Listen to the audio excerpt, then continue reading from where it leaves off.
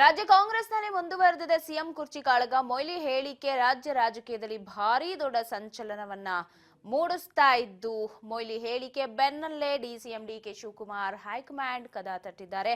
ಮನೆ ಬಾಗಿಲಿಗೆ ಹೋಗಿದ್ದಾರೆ. ರಾಜ್ಯ ಕಾಂಗ್ರೆಸ್ನಲ್ಲಿ ಸಿಎಂ ಕುರ್ಚಿ ಗಾದಿಗಾಗಿ ಸಾಕಷ್ಟು ನಾನಾ ಹೇಳಿಕೆಗಳು ಕೇಳಿ ಬಂದಿತ್ತು. ಹೈಕಮಾಂಡ್ ಬ್ರೇಕ್ ಹಾಕಿದ್ರು ನಿಲ್ಲದೆ ಇದೀಗ ಮೊಯ್ಲಿ ಹೇಳಿಕೆ ಬೆನ್ನಲ್ಲೇ ಖರ್ಗೆ ಭೇಟಿಗೆ ಮುಂದಾಗಿದ್ದಾರೆ ಡಿಕೆ.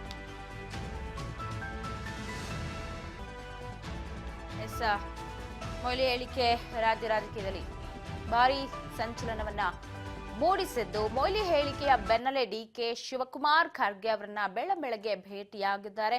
ರಾಜ್ಯ ರಾಜಕಾರಣದಲ್ಲೇ ಸಾಕಷ್ಟು ಚರ್ಚೆಗೆ ಕಾರಣವಾಗಿದೆ. ವೀರಪ್ಪ ಮೊಯ್ಲಿ ಕೊಟ್ಟಂತಹ ಆ ಒಂದು ಹೇಳಿಕೆ ಭಾರಿ ಸಂಚಲನ ಮೂಡಿಸಿದ್ದು, ಸಿದ್ದು ಆಪ್ತರಲ್ಲೂ ಕೂಡ ಈಗ ಟೆನ್ಷನ್ ಒಂದು ಕಡೆ ಶುರುವಾಗಿದ್ರೆ, ಇನ್ನೊಂದು ಕಡೆ ಖರ್ಗೆ ನಿವಾಸಕ್ಕೆ ಡಿಕೆ ಶಿವಕುಮಾರ್ ಭೇಟಿ ಮಾಡಿರುವುದು ಮತ್ತಷ್ಟು ಕುತೂಹಲಕ್ಕೆ ಕಾರಣವಾಗಿದೆ. ರಾಜ್ಯ ರಾಜಕೀಯ ವಿದ್ಯುನ್ಮಾನಗಳಲ್ಲಿ ಭಾರಿ ಬೆಳವಣಿಗೆ ಆಗ್ತಿದೆ. ಅರ್ಧ ಗಂಟೆಗೂ ಹೆಚ್ಚು ಕಾಲ ಎಐಸಿಸಿ ಅಧ್ಯಕ್ಷರ ಜೊತೆಗೆ ಚರ್ಚೆಯನ್ನ ನಡೆಸಿದ್ದಾರೆ ಡಿಸಿಎಂ ಡಿಕೆ ಶಿವಕುಮಾರ್. ಖರ್ಗೆ ನಿವಾಸಕ್ಕೆ ಡಿಸಿಎಂ ದೌಡಾಯಿಸಿದ್ದು, ಮಾಜಿ ಸಿಎಂ ಹೇಳಿಕೆಯಿಂದ ಸಿದ್ದು ಆಪ್ತರಲ್ಲೇ ಟೆನ್ಷನ್ ಶುರುವಾಗಿದೆ. ಪವರ್ ಶೇರಿಂಗ್ ವಿಚಾರ, ಈ ಪವರ್ ಶೇರಿಂಗ್ ವಿಚಾರವನ್ನ ಮಾತನಾಡಬೇಡಿ, ಬಾಯಿ ಮುಚ್ಕೊಂಡಿರಿ ಅಂತ ಡೈರೆಕ್ಟ್ ಆಗೇ ಉಗಿದಿದ್ರು ಖರ್ಗೆ. ಆದ್ರೂ ಕೂಡ ಒಬ್ರಲ್ಲ ಒಬ್ರು ಹೇಳಿಕೆಯನ್ನ ಕೊಡ್ತಿದ್ದು, ಈಗ ಡಿಕೆ ಪರವಾಗಿ ಬ್ಯಾಟ್ ಬೀಸಿದ್ರು ವೀರಪ್ಪ ಮೊಯ್ಲಿ. ಆ ಒಂದು ಹೇಳಿಕೆಯಿಂದ ಸಿಎಂ ಆಪ್ತ ಬಳಗದಲ್ಲಿ ಟೆನ್ಷನ್ ಶುರುವಾಗಿತ್ತು.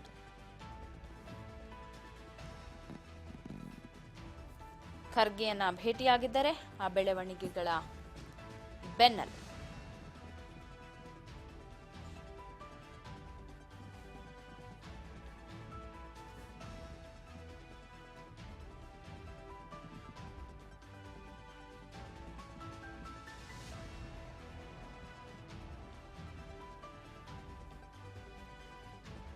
ಖರ್ಗೆ ನಿವಾಸಕ್ಕೆ ಡಿಕೆ ಶಿವಕುಮಾರ್ ದೌಡಾಯಿಸಿದ್ದು 8 ಗಂಟೆಗೆ ಬೆಳಗ್ಗೆನೆ ಹೈಕಮಾಂಡ್ ಮನೆ ಬಾಗಿಲನ್ನ ತಟ್ಟಿದ್ದಾರೆ.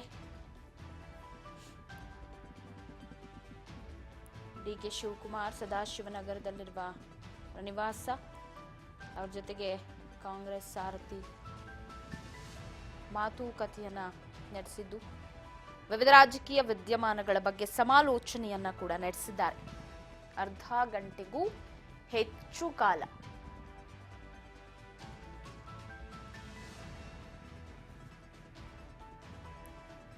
ಚರ್ಚೆ ಮಾಡಿದ್ದಾರೆ.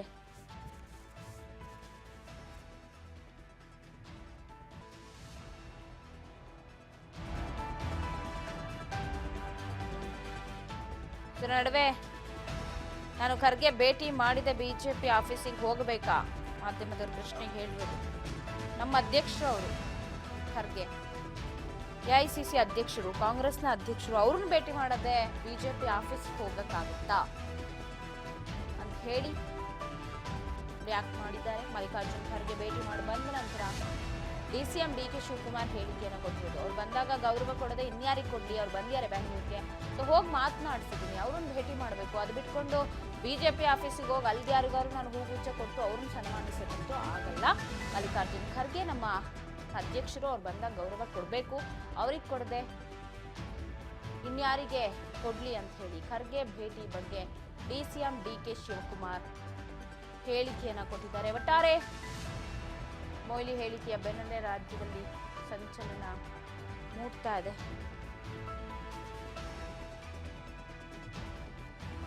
ಈ ಬಗ್ಗೆ ಮತ್ತಷ್ಟು ಅಪ್ಡೇಟ್ಸ್ ಅನ್ನ ಕೊಡ್ತಾ ಹೋಗ್ತಾರೆ ಪ್ರತಿನಿಧಿ ಬಸವರಾಜ್. ನ್ಯೂಸ್ ಡೆಸ್ಕ್ ನಿಂದ ಲೈವ್ ನಲ್ಲಿ ಜಾಯ್ನ್ ಆಗ್ತಾ ಇದ್ದಾರೆ. ಬಸವರಾಜ್, ರಾಜ್ಯ ಕಾಂಗ್ರೆಸ್ ನಲ್ಲಿ ಈ ಪವರ್ ಶೇರಿಂಗ್ ಏನಿದೆ ಸಾಕಷ್ಟು ಚರ್ಚೆಗೆ ಕಾರಣ ಆಗಿತ್ತು ಹಿಂದೆ ಕೂಡ, ಬಟ್ ಹೈಕಮಾಂಡ್ ಎಲ್ಲೋ ಮಧ್ಯಸ್ಥಿಕೆ ವಹಿಸಿದ ಮೇಲೆ ಅದರಲ್ಲೂ ಕೂಡ ಖರ್ಗೆ ಬಾಯಿ ಮುಚ್ಕೊಂಡು ಇರಿ ಅಂತ ಖಡಕ್ ವಾರ್ನಿಂಗ್ ಕೊಟ್ಟ ಮೇಲೆ ಸ್ವಲ್ಪ ತಣ್ಣಗಾಗಿತ್ತು. ಈಗ ಮೊಯ್ಲಿ ಮತ್ತೆ ಹೇಳಿಕೆಯನ್ನ ಕೊಟ್ಟಿದ್ದು ಅದು ದೊಡ್ಡ ಸಂಚಲನಕ್ಕೆ ಕಾರಣವಾಗಿದೆ. ಏನ್ ಹೇಳಿದ್ರು ಫಸ್ಟ್ ಆಫ್ ಆಲ್ ಮೊಯ್ಲಿ ಅಂತ? ಪವಿತ್ರ, ಕಾಂಗ್ರೆಸ್ ಪಾಳ್ಯದಲ್ಲಿ ಅಧಿಕಾರ ಹಂಚಿಕೆ ವಿಚಾರಕ್ಕೆ ಸಂಬಂಧಪಟ್ಟಂತೆ ದೊಡ್ಡ ಮಟ್ಟದಲ್ಲಿ ಚರ್ಚೆಗೆ ಗ್ರಾಸವಾಗಿರ್ತಕ್ಕಂಥದ್ದು.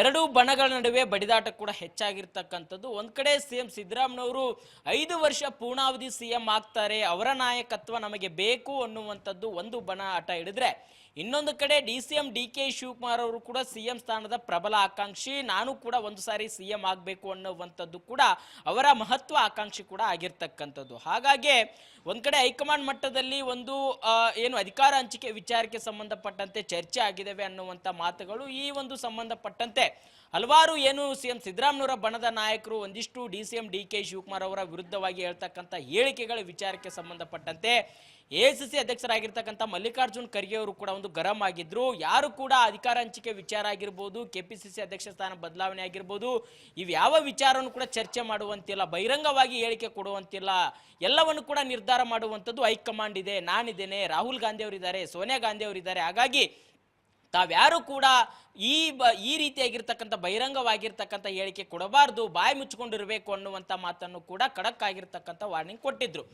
ವಾರ್ನಿಂಗ್ ಕೊಟ್ಟಾಗಲೂ ಸಹಿತ ಕೆಲವೊಂದಿಷ್ಟು ದಿನಗಳ ಕಾಲ ಮೌನವಾಗಿರ್ತಕ್ಕಂಥ ನಾಯಕರು ಮತ್ತೆ ಅವ್ರದೇ ಆಗಿರ್ತಕ್ಕಂಥ ಹೇಳಿಕೆಗಳನ್ನ ಕೊಡ್ಲಿಕ್ಕೆ ಆರಂಭಿಸಿದ್ರು. ಇದೀಗ ಮಾಜಿ ಸಿಎಂ ವೀರಪ್ಪ ಮೊಯ್ಲಿ ಅವರು ಕೂಡ ಒಂದು ಕಾರ್ಯಕ್ರಮದಲ್ಲಿ ಮಾತನಾಡುವಂಥ ಸಂದರ್ಭದಲ್ಲಿ DK ಶಿವಕುಮಾರ್ ಅವರು ಸಿಎಂ ಆಗ್ತಾರೆ ಅನ್ನುವಂಥ ಹೇಳಿಕೆಯನ್ನು ಕೊಟ್ಟಿರ್ತಕ್ಕಂಥದ್ದು ಇದು ದೊಡ್ಡ ಮಟ್ಟದಲ್ಲಿ ಚರ್ಚೆಗೆ ಗ್ರಾಸವಾಗಿದೆ. ಈ ಒಂದು ಹೇಳಿಕೆಯಿಂದ ಒಂದ್ ಕಡೆ ಈಗ ಸಿಎಂ ಸಿದ್ದರಾಮಯ್ಯನವರ ಪರವಾಗಿ ಮಾತನಾಡುವಂಥ ಸಂದರ್ಭದಲ್ಲಿ ಹೈಕಮಾಂಡ್ ನಾಯಕರು ಖಡಕ್ ಆಗಿರ್ತಕ್ಕಂಥ ವಾರ್ನಿಂಗ್ ಕೊಡ್ತಾರೆ. KPCC ಅಧ್ಯಕ್ಷರು DK ಶಿವಕುಮಾರ್ ಕೂಡ ಈ ರೀತಿಯಾಗಿರ್ತಕ್ಕಂಥ ಬಹಿರಂಗವಾಗಿ ಹೇಳಿಕೆ ಕೊಡಬಾರ್ದು ಅಂತ ಹೇಳ್ತಾರೆ. ಆದ್ರೆ ವೀರಪ್ಪ ಮೊಯ್ಲಿ ಅವರು ಹೇಳಿಕೆ ಕೊಟ್ಟಂತ ಸಂದರ್ಭದಲ್ಲಿ ಯಾಕೆ ಅವರಿಗೆ ವಾರ್ನಿಂಗ್ ಕೊಟ್ಟಿಲ್ಲ, ಯಾಕೆ ಅವರಿಗೆ ಖಡಕ್ ಆಗಿರ್ತಕ್ಕಂಥ ಸೂಚನೆ ನೀಡಿಲ್ಲ ಅನ್ನುವಂಥದ್ದೇ ದೊಡ್ಡ ಮಟ್ಟದಲ್ಲಿ ಪ್ರಶ್ನೆಯನ್ನ ಈಗ ಸಿಎಂ ಸಿದ್ದರಾಮಯ್ಯನವರ ಬಣದ ನಾಯಕರು ಮಾಡ್ತಾ ಇದ್ದಾರೆ. ಸಚಿವ ಸತೀಶ್ ಜಾರಕಿಹೊಳಿ ಅವರು ಕೂಡ ಈ ಬಗ್ಗೆ ಮಾತನಾಡಿರ್ತಕ್ಕಂಥದ್ದು ಈ ಬದಲಾವಣೆ ವಿಚಾರಕ್ಕೆ ಸಂಬಂಧಪಟ್ಟಂತೆ ನಾವು ಮಾತಾಡಿದಂಥ ರೀತಿಯಲ್ಲಿ ಆದ್ರೆ ಹೈಕಮಾಂಡ್ ನಾಯಕರು ಸೂಚನೆ ಕೊಡ್ತಾರೆ, ಆದ್ರೆ ಇವರ ಸಂಬಂಧಪಟ್ಟವ್ರು ಮಾತನಾಡಿದ್ರೆ ಯಾಕೆ ಕೊಡಲ್ಲ ಅನ್ನುವಂಥದ್ದು ಕೂಡ ಪ್ರಶ್ನೆ ಮಾಡಿರ್ತಕ್ಕಂಥದ್ದು. ಹಾಗಾಗಿ ಈ ವಿಚಾರ ಕೂಡ ಈ ಒಂದು ಹೇಳಿಕೆಗಳಿಗೆ ಪರ ವಿರೋಧಗಳು ಕೂಡ ಕಾಂಗ್ರೆಸ್ ಪಾಳ್ಯದಲ್ಲಿ ಎದ್ದಿರ್ತಕ್ಕಂಥದ್ದು. ಪವಿತ್ರ. ಎಸ್ ಬಸವರಾಜ್, ಇನ್ನೊಂದು ಕಡೆ ಬೆಳಗ್ಗೆ 8 ಗಂಟೆ ಸುಮಾರಿಗೆನೆ DCM DK ಶಿವಕುಮಾರ್ AICC ಅಧ್ಯಕ್ಷರನ್ನ ಭೇಟಿ ಮಾಡಿದ್ದಾರೆ. ಭೇಟಿ ಮಾಡಿದ ನಂತರ ಕೂಡ ಅವರು ರಿಯಾಕ್ಟ್ ಮಾಡಿದ್ದಾರೆ ಮಾಧ್ಯಮಗಳಿಗೆ. ನಾನು ಖರ್ಗೆ ಅವ್ರನ್ನ ಭೇಟಿ ಮಾಡೋದು ಬಿಟ್ಬಿಟ್ಟು BJP ಆಫೀಸಿಗೆ ಹೋಗಬೇಕಾ ಅನ್ನುವಂಥ ಒಂದು ಟಾಂಟ್ ಕೂಡ ಕೊಟ್ಟಿರೋದು.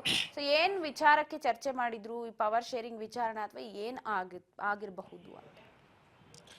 ಪವಿತ್ರ, ಇವೆಲ್ಲ ಒಂದ್ ಕಡೆ ಕಾಂಗ್ರೆಸ್ ಪಾಳ್ಯದಲ್ಲಿ ಈ ಅಧಿಕಾರ ಹಂಚಿಕೆ ವಿಚಾರಕ್ಕೆ ಸಂಬಂಧಪಟ್ಟಂತೆ ಮತ್ತೆ ಈಗ ಬಜೆಟ್ ಅಧಿವೇಶನ ಆದ ಬಳಿಕ ಸಚಿವ ಸಂಪುಟ ವಿಸ್ತರಣೆ ಅನ್ನುವಂಥ ಮಾತುಗಳು ಕೂಡ ಇದ್ದಾವೆ. ಇವೆಲ್ಲ ವಿಚಾರಗಳ ನಡುವೆ ಇವತ್ತು ACC ಅಧ್ಯಕ್ಷರಾಗಿರ್ತಕ್ಕಂಥ ಮಲ್ಲಿಕಾರ್ಜುನ್ ಖರ್ಗೆ ಅವರ ಒಂದು ನಿವಾಸಕ್ಕೆ ಹೋಗಿ ಅವರನ್ನ ಭೇಟಿ ಮಾಡಿರ್ತಕ್ಕಂಥದ್ದು DCM DK ಶಿವಕುಮಾರ್ ಅವರು.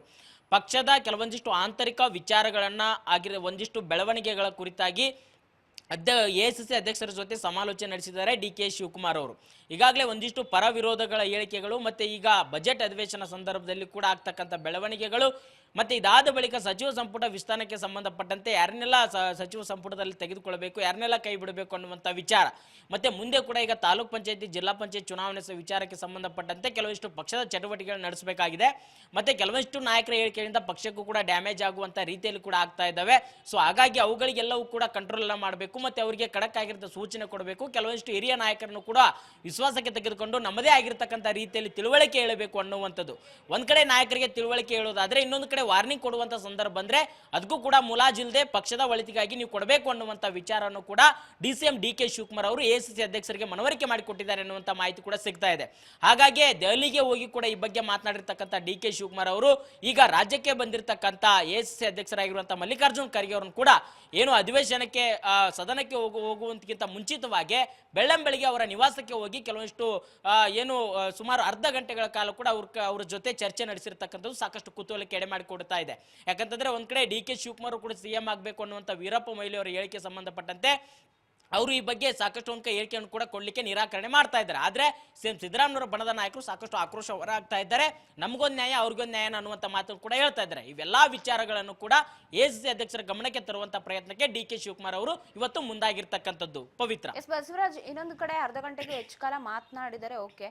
ಈಗ ಮೊಯ್ಲಿ ಸಡನ್ ಆಗಿ ಇಷ್ಟು ದಿನ ಇಲ್ಲದೆ ಇದ್ದವರು ಇಷ್ಟು ದಿನ ಒಂದ್ ರೀತಿ ಸೈಡ್ ಲೈನ್ ಆಗಿದ್ರು ಅಂತಾನೆ ಹೇಳ್ಬೋದು. ಯಾಕಂದ್ರೆ ಎಲ್ಲೂ ಈ ರೀತಿ ಹೇಳಿಕೆಗಳನ್ನು ಕೊಡ್ತಾ ಇಲ್ಲ, ಯಾವ ವಿವಾದಕ್ಕೂ ಕೂಡ ಸಿಲುಕ್ ಹಾಕೊಳ್ತಾ ಬರ್ತಾ ಇಲ್ಲ, ಯಾರ ಪರವಾಗಿ ವಿರೋಧವಾಗಿ ಕೂಡ ಮಾತನಾಡ್ತಾ ಇರಲ್ಲ. ಸಡನ್ ಆಗಿ DK ಶಿವಕುಮಾರ್ ಅವರು ಆ ಕುರ್ಚಿಗೆ ಸೂಟಬಲ್, ಅವ್ರು ಕೂರ್ಲಿ ಅನ್ನುವಂತಹ ಹೇಳಿಕೆಯನ್ನ ಕೊಡ್ತಾರೆ ಅಂತಂದ್ರೆ ಯಾಕೆ ಆ ಥಾಟ್ಸ್ ಬಂದಿರ್ಬೋದು ಮೊಯ್ಲಿ ಅವ್ರಿಗೆ ಅಂತ. ಇನ್ನ AICC ನಾಯಕರು ಏನಾದ್ರೂ ವೀರಪ್ಪ ಮೊಯ್ಲಿ ಅವ್ರನ್ನ ಕರೆದು ಮಾತನಾಡುವಂತಹ ಅಥವಾ ಫೋನ್ ಕಾಲ್ ಮೂಲಕ ಏನಾದ್ರೂ ಮಾತನಾಡ್ತಾರ, ಈ ರೀತಿ ಮತ್ತೆ ಹೇಳಿಕೆ ಕೊಡಬಾರ್ದು ಅನ್ನೋ ವಾರ್ನಿಂಗ್ ಅವ್ರಿಗೂ ಹೋಗುತ್ತಾ ಹೇಗೆ ಅಂತ? ಪವಿತ್ರ, ಕಾಂಗ್ರೆಸ್ ಪಕ್ಷದಲ್ಲಿ ಹಿರಿಯ ನಾಯಕರು ಆಗಿರುವಂತಹ ಮಾಜಿ CM ಆಗಿರುವಂತಹ ವೀರಪ್ಪ ಮೊಯ್ಲಿ ಅವರು ಕೂಡ ನೀವು ಹೇಳಿದಂತೆ ಯಾವುದೇ ರೀತಿ ವಿವಾದಾತ್ಮಕವಾಗಿರ್ತಕ್ಕಂಥದ್ದು ಮತ್ತೆ ಒಂದು ಹೇಳಿಕೆ ಕೊಟ್ಟಂತ ಸಂದರ್ಭದಲ್ಲಿ ಅದಕ್ಕೆ ಪರ ವಿರೋಧ ವ್ಯಕ್ತವಾಗುವಂತ ಹೇಳಿಕೆಯನ್ನ ವೀರಪ್ಪ ಮೊಯ್ಲಿ ಅವರು ಕೊಟ್ಟಿರಲಿಲ್ಲ. ಆದರೆ ಇದೀಗ ಇದ್ದಕ್ಕಿದ್ದಂತೆ DCM DK ಶಿವಕುಮಾರ್ ಅವರು CM ಆಗ್ತಾರೆ, ಅವರಿಗೆ ಆಗುವಂತ ಕ್ಯಾಪಾಸಿಟಿ ಇದೆ, ಅವರಿಗೆ ಆಗುವಂತ ಎಲ್ಲ ಅವಕಾಶಗಳು ಕೂಡ ಇದಾವೆ ಅನ್ನುವಂಥ ಮಾತನ್ನು ಹೇಳುವ ಮುಖಾಂತರ ಕಾಂಗ್ರೆಸ್ ಪಾಳ್ಯದಲ್ಲಿ ಒಂದು ಸಂಚಲನ ಮೂಡಿಸಿರ್ತಕ್ಕಂಥದ್ದು. DK ಶಿವಕುಮಾರ್ ಪರವಾಗಿ ವೀರಪ್ಪ ಮೊಯ್ಲಿ ಅವರ ಒಂದು ಈ ಹೇಳಿಕೆ ಸಾಕಷ್ಟು ರಾಜ್ಯ ರಾಜಕೀಯದಲ್ಲಿ ಒಂದಿಷ್ಟು ಚರ್ಚೆಗೆ ಗ್ರಾಸವಾಗ್ತಾ ಇದೆ. ಕೆಲವೊಂದಿಷ್ಟು ರಾಜಕೀಯ ವಿಶ್ಲೇಷಕರು ಮತ್ತೆ ಕೆಲವೊಂದಿಷ್ಟು ಪಕ್ಷದ ನಾಯಕರಲ್ಲಿ ಕೂಡ ಕೆಲವೊಂದಿಷ್ಟು ಪರಾಮರ್ಶೆ ಕೂಡ ನಡೀತಾ ಇದೆ. ವೀರಪ್ಪ ಮೊಯ್ಲಿ ಅವರಿಗೆ ಏನಾದ್ರೂ ಈ ಅಧಿಕಾರ ಹಂಚಿಕೆ ವಿಚಾರಕ್ಕೆ ಸಂಬಂಧಪಟ್ಟಂತೆ ಅವರಿಗೂ ಕೂಡ ಗಮನಕ್ಕೆ ಬಂದಿದೆಯಾ ಅನ್ನುವಂಥ ವಿಚಾರ ಕೂಡ ಚರ್ಚೆ ಆಗ್ತಾ ಇದೆ. ಯಾಕಂದ್ರೆ ಅವರು ಕೂಡ ಕಾಂಗ್ರೆಸ್ ಪಕ್ಷದಲ್ಲಿ ಹಿರಿಯ ನಾಯಕರು, ಅವರಿಗೆ ಆಗಿರ್ತಕ್ಕಂಥ ಒಂದಿಷ್ಟು ಸೋರ್ಸ್ಗಳು ಇರ್ತವೆ, ಅವ್ರದೇ ಆಗಿರ್ತಕ್ಕಂಥ ಮೂಲಗಳಿರ್ತವೆ. ಆ ಮೂಲಗಳಿಂದ ಏನಾದ್ರೂ ಈ ಅಧಿಕಾರ ಹಂಚಿಕೆ ವಿಚಾರಕ್ಕೆ ಸಂಬಂಧಪಟ್ಟಂತೆ ಏನಾದ್ರೂ ಅವರ ಗಮನಕ್ಕೆ ಬಂದಿದೆಯಾ, ಅವರ ಗಮನಕ್ಕೆ ಬಂದಂತ ಸಂದರ್ಭದಲ್ಲಿ ಈ ಕಾರ್ಯಕ್ರಮದಲ್ಲಿ ಮಾತನಾಡುವಂತ ಬರದಲ್ಲಿ DK ಶಿವಕುಮಾರ್ ಪರವಾಗಿ ಈ ರೀತಿಯಾಗಿರ್ತಕ್ಕಂಥ ಹೇಳಿಕೆ ಕೊಟ್ರ ಅನ್ನುವಂತ ವಿಚಾರಗಳು ಕೂಡ ಚರ್ಚೆ ಆಗ್ತಾ ಇದೆ. ಯಾಕಂತಂದ್ರೆ ಈಗಾಗಲೇ ವಿಪಕ್ಷಗಳ ನಾಯಕರು ಕೂಡ ಇದನ್ನೇ ಕೂಡ ಹೇಳ್ತಾ ಇದ್ದಾರೆ. ವೀರಪ್ಪ ಮೊಯ್ಲಿ ಅವರು ಕೂಡ ಕಾಂಗ್ರೆಸ್ ಪಕ್ಷದ ಹಿರಿಯ ನಾಯಕರು, ಅವರಿಗೆ ಈ ಬಗ್ಗೆ ಮಾಹಿತಿ ಇರಬಹುದು, ಹಾಗಾಗಿ DK ಶಿವಕುಮಾರ್ ಅವರು CM ಆಗ್ತಾರೆ ಅನ್ನುವಂತ ಮಾತನ್ನ ಹೇಳಿದ್ದಾರೆ ಅನ್ನುವಂಥದ್ದನ್ನು ಕೂಡ ಈಗ ಮಾತನಾಡ್ತಾ ಇದ್ದಾರೆ. ಹಾಗಾಗಿ ವೀರಪ್ಪ ಮೊಯ್ಲಿ ಅವರ ಹೇಳಿಕೆ ಒಂದು ದೊಡ್ಡ ಮಟ್ಟದಲ್ಲಿ ಕಾಂಗ್ರೆಸ್ ಪಾಳ್ಯದಲ್ಲಿ ಸಂಚಲನ ಮೂಡಿಸಿದ್ರೆ, ಆದ್ರೆ ಇನ್ನೊಂದು ಕಡೆ ಈ ಅಧಿಕಾರ ಹಂಚಿಕೆ ವಿಚಾರಕ್ಕೆ ಸಂಬಂಧಪಟ್ಟಂತೆ ಕೂಡ ನಿಜವಾಗ್ಲೂ ಕೂಡ ಈ ಅಧಿಕಾರ ಹಂಚಿಕೆ ಅಂತಕ್ಕಂಥ ಮಾತುಕತೆ ಆಗಿದೆಯಾ ಅನ್ನುವಂಥ ಪ್ರಶ್ನೆ ಕೂಡ ಈಗ ಕಾಂಗ್ರೆಸ್ ಪಾಳ್ಯದಲ್ಲಿ ವೀರಪ್ಪ ಮೊಯ್ಲಿ ಅವರ ಹೇಳಿಕೆಯಿಂದ ದೊಡ್ಡ ಮಟ್ಟಿಗೆ ಚರ್ಚೆಗೆ ಗ್ರಾಸವಾಗ್ತಾ ಇದೆ. ಪವಿತ್ರ, ಥ್ಯಾಂಕ್ ಯು ಬಸವರಾಜ್ ಹೂಗಾರ್ ಮಾಹಿತಿಗಾಗಿ. ಒಟ್ಟಾರೆ ರಾಜ್ಯ ಕಾಂಗ್ರೆಸ್ನಲ್ಲಿ ಮುಂದುವರೆದಿದೆ CM ಕುರ್ಚಿ ಕಾಳಗ. ಮೊಯ್ಲಿ ಹೇಳಿಕೆ ಬೆನ್ನಲ್ಲೇ DK ಶಿವಕುಮಾರ್ ಕೂಡ ಭೇಟಿ ಮಾಡಿದ್ದಾರೆ. ಏನ್ ಹೇಳಿದ್ರು ಹಾಗಾದ್ರೆ DK ಶಿವಕುಮಾರ್ ಭೇಟಿ ನಂತರ ಕೇಳೋಣ.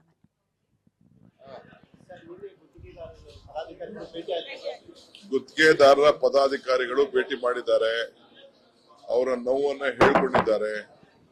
ನಾವು ಪ್ರಯಾರಿಟಿಲಿ, ಯಾಕೆಂದ್ರೆ ಹಿಂದೆ ಬಿಜೆಪಿ ಸರ್ಕಾರ 1 ಕೋಟಿ, ನನ್ನ ಇಲಾಖೆಲೆ ಒಟ್ಟು 1,20,00,000 ಅಷ್ಟು ಕೆಲಸ ನಡೀತಾ ಇದೆ.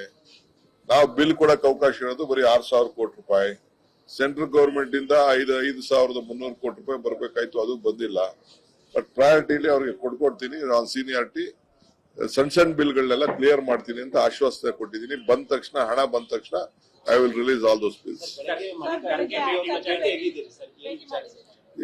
ನೋಡಪ್ಪ, ನಾನು ಮಲ್ಲಿಕಾರ್ಜುನ್ ಖರ್ಗೆ ಭೇಟಿ ಮಾಡಿದೆ, ಇನ್ಯಾನ್ ನಾನು ಬಿಜೆಪಿ ಆಫೀಸ್ ಹೋಗಿ ಭೇಟಿ ಮಾಡ್ಲಾ?